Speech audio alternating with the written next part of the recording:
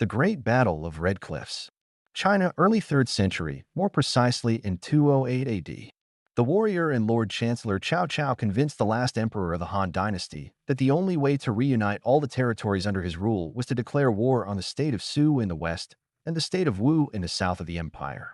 When the state of Wu was invaded by Cao Cao's millions of soldiers, the leader Sun Quan requested military aid from his rival from the state of Su Liu Bei, thus forming a political alliance that would have been quite unlikely under other circumstances. But even so, the combined armies of the two proved to be far inferior in numbers to their opponents.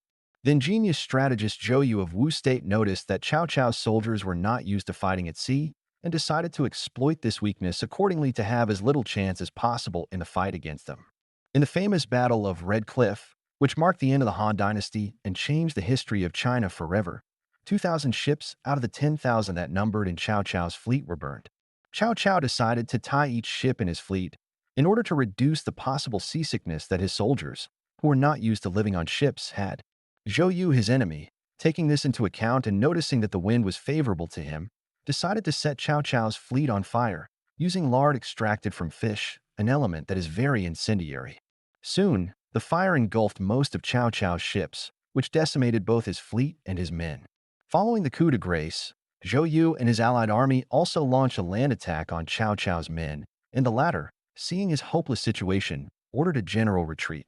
They tried to retreat through a long and narrow pass to reach a marshy land. But heavy rain made their way extremely difficult. So many of Cao Cao's soldiers sank into the mud they marched through or died from hunger, disease, and the effort of crossing. A multitude of strategic errors made by Cao Cao, together with the genius of Zhou Yu, all of this led to the well-known outcome of the Battle of Red Cliffs. Thus, Zhou Yu observed that Cao Cao's generals and soldiers were accustomed to cavalry and infantry combat, and less so to naval combat.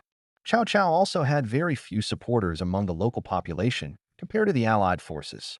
At the same time, the population of the South was accustomed to tropical diseases, having a certain immunity to them. The same could not be said about Cao Cao's northern soldiers, who contracted these diseases and felt very weak on the eve of the battle. There have been several stagings and books of this memorable battle.